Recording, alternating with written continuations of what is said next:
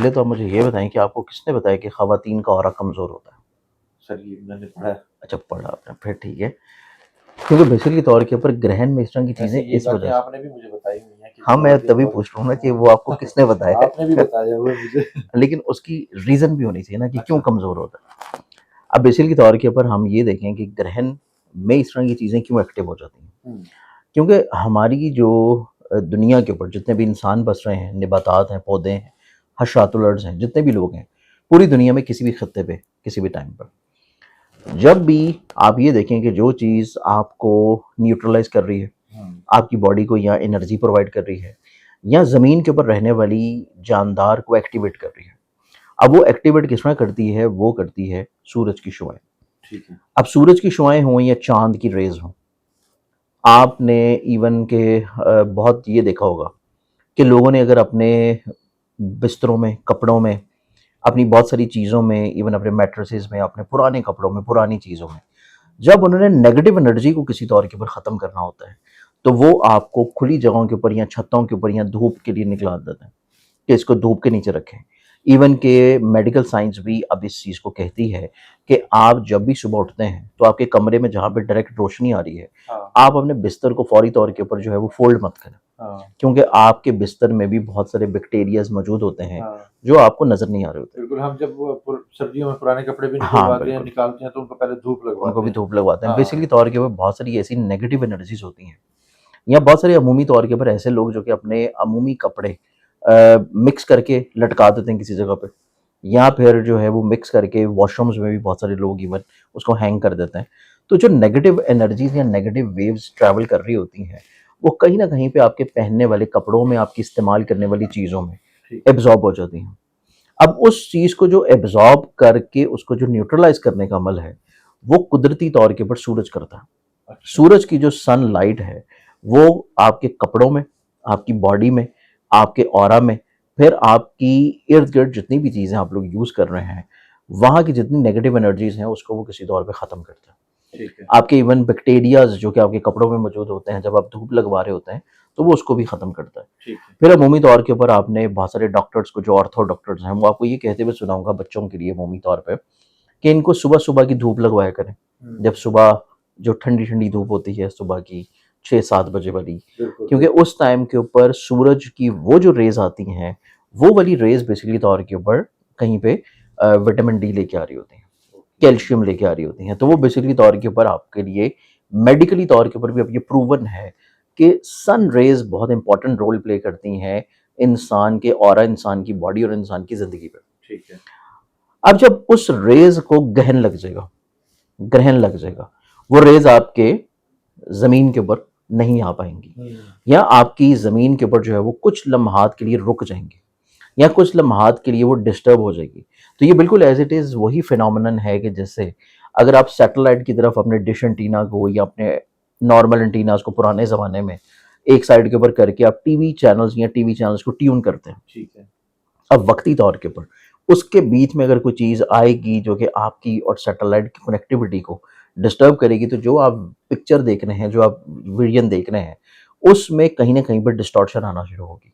ठीक वो है। चीज़ डिस्कनेक्टिविटी की तरफ आ जाएगी। अच्छा, इसी तरह जब सूरज और आपकी दुनिया के दरमियान में कोई भी चीज़ आएगी, चाहे वो चाँद ही क्यों ना हो, चाँद का भी आना बेसिकली तौर के ऊपर एक डिस्कनेक्टिविटी तो लाएगा हुँ, कि एनर्जी को किसी तौर के ऊपर रोक लेगा, और वो एनर्जी जो है वो चाँद अपने अंदर एब्ज़ॉर्ब करेगा। ठीक है। तो इस दुनिया के ऊपर चाहे वो चंद लम्हात के लिए हो, चंद सेकंड्स के लिए हो, चंद घंटों के लिए हो, लेकिन जब वो एनर्जी डिस्टर्ब होगी तो उस टाइम के ऊपर नेगेटिव कुव्वतें मुतासिर होती हैं, नेगेटिव कुव्वतें एक्टिवेट होती हैं। अच्छा, इसी तरह आपने दीन इस्लाम में भी बहुत सारी जो मुख्तलिफ तफासीर हैं, कुरान की या मुख्तलिफ जो उलमा की कुतुब हैं, उनके टाइम के ऊपर आपने ये देखा होगा कि ज़वाल के टाइम के ऊपर जो है क्यों नवाफ़िल पढ़ने से या उस टाइम के ऊपर जो है वो सजदा करने से मना फरमाया।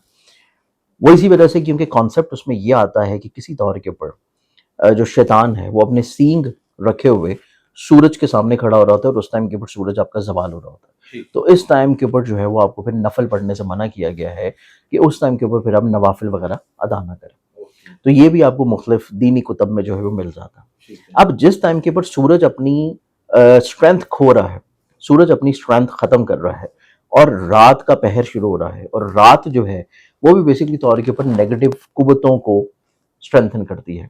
और यही चीज़ कुरान करीम में भी अल्लाह ताला ने मुख्तलिफ आयात में बयान किया है, जिसमें दिन और रात का जिक्र किया है।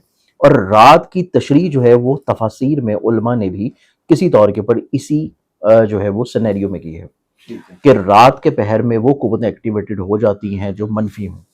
अब वो क्यों एक्टिवेटेड हो रही हैं? वो इस वजह से एक्टिवेटेड हो रही हैं कि सूरज उस खत्ते में स्ट्रेंथफुल नहीं है। ठीक है। अब सूरज उस खत्ते में, क्या सूरज तो पूरी दुनिया में अपनी स्ट्रेंथ खो देगा जब ग्रहण लगेगा, ठीक है। चाहे वो उस खत्ते में नजर आ रहा हो या ना नजर आ रहा हो, लेकिन उसकी स्ट्रेंथ, उसकी वेव्स, उसकी एनर्जी जो है वो किसी तौर पे मुतासिर होगी।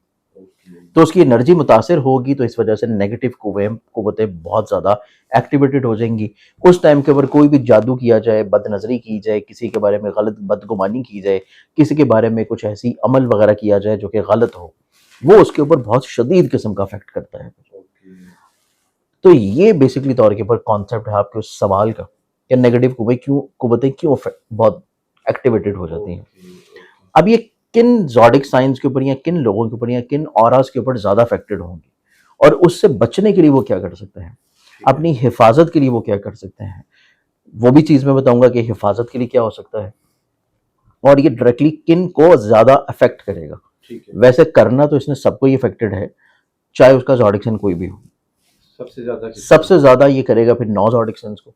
अच्छा। तो 9 ज़ोडिक साइंस में से भी ये सबसे ज़्यादा जो अफेक्ट करेगा, उन 9 में से फिर 4 बहुत शदीद होंगे अच्छा।